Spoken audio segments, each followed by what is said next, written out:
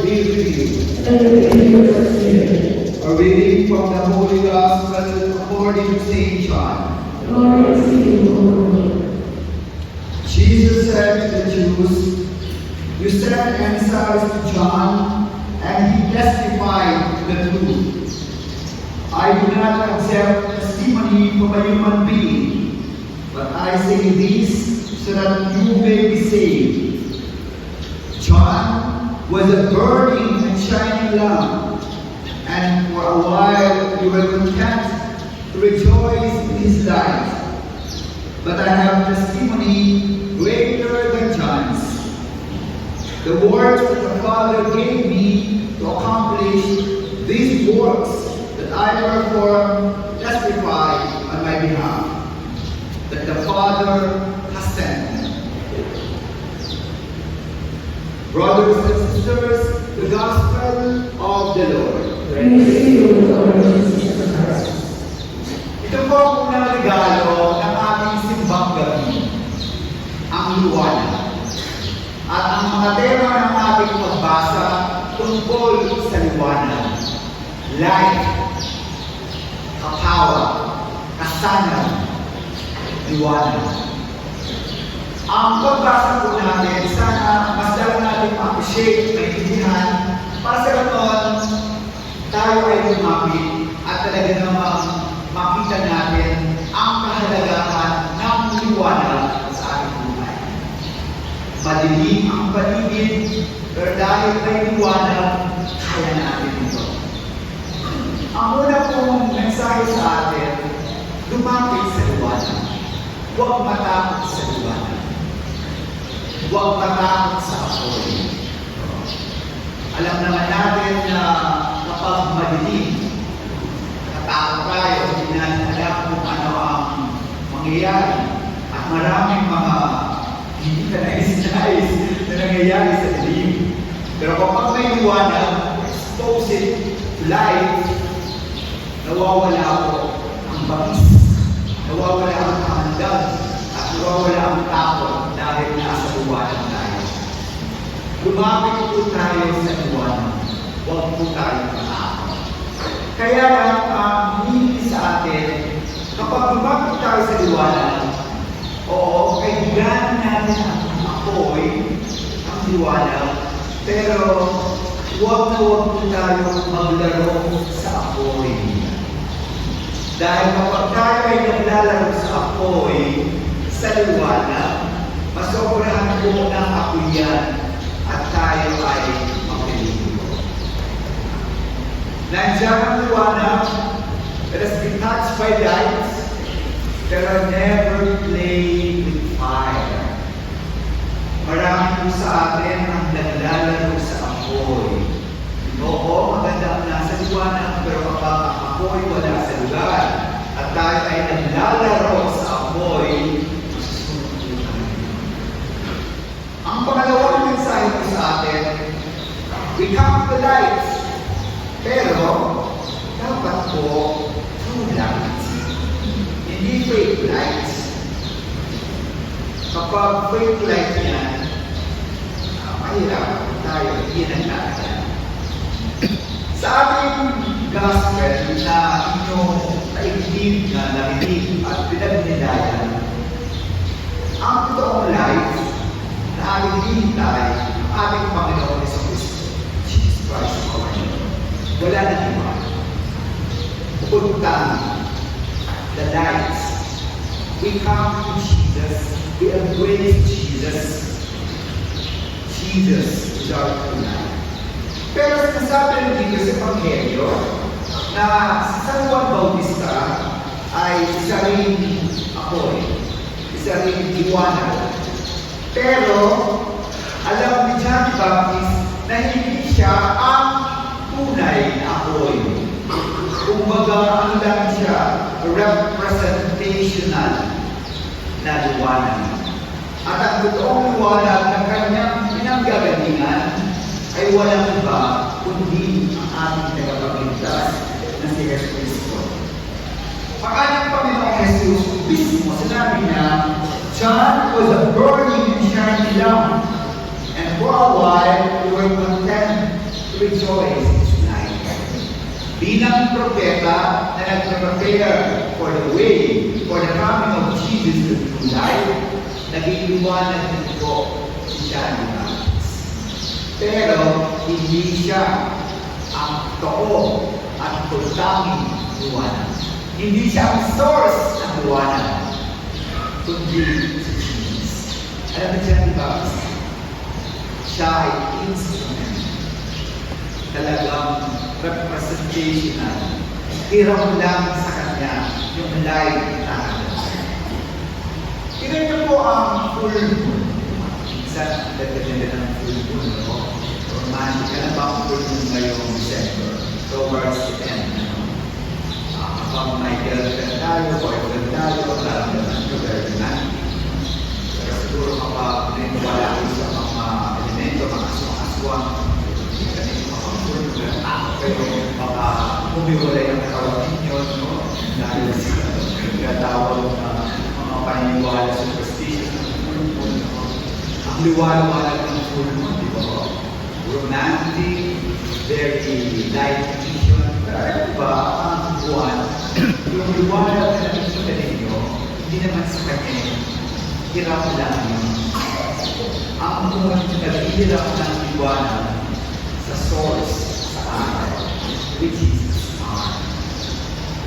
Yung buwan, kapag makita mo, very shiny siya, pero kinamdam ang kanyang liwanag. Siya, di ba? Nagpapaligaya siya, pinapakita niya ang daan, at tinuturo tayo ng tamdan, hindi siya ang tunay na liwanag. At ang pangatlo, the good news, lahat po tayo will receive the light. And we are bearers of light. Kaya tinanong po kami mga mukha, maaliwalas, naglalagaw-law. Kahit na po tayo ay madaling araw, kahit check, 5 o'clock, sa mga itong oras, normal po, natutulog pa tayo. Light is within you. Alagaan po ninyo ang liwanag. Alagaan po ninyo ang daladalin ng liwanag na hirap sa inyo. Kapag ang liwanag, kapansin ninyo ang makawa, ang candle, ang light.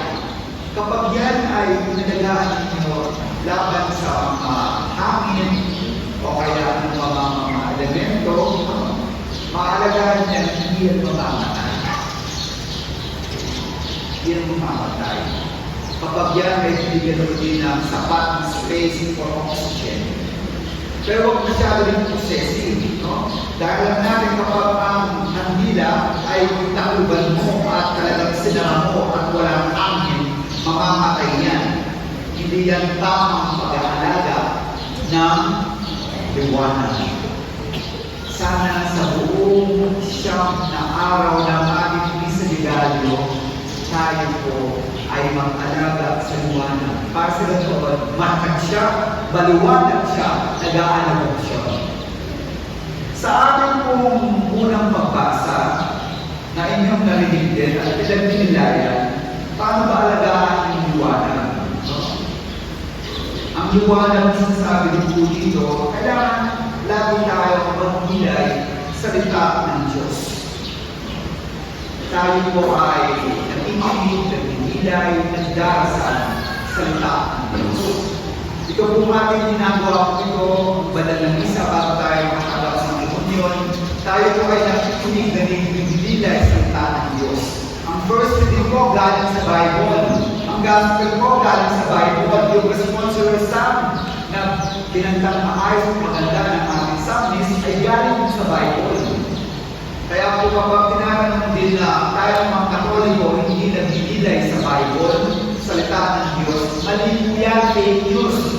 Dahil araw-araw may misa tayo, simbang gabi may misa tayo, ang unang pagbasa, ang responsory psalm, ang pangalawang pagbasa, at ang gospel galing sa Bible, salita ng Diyos.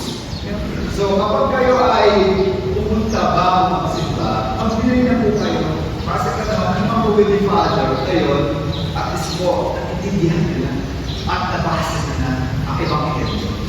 Amen? Amen. Makalawa rin po ang pagsimba. Sabi niya, my house shall be called a house of prayer for all peoples. Thus says the Lord God who governs the first of Israel. I'm so inspired to see yung dami po natin. Ang dami natin. At yung mga hindi natin dati nakikita, salamat sa Diyos at nagsisipa po tayo.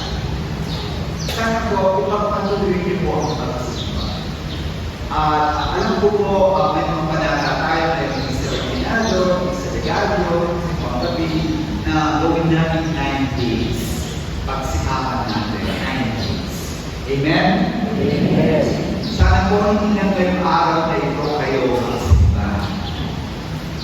Kumpletohin nyo yung 9 days, sikapin natin.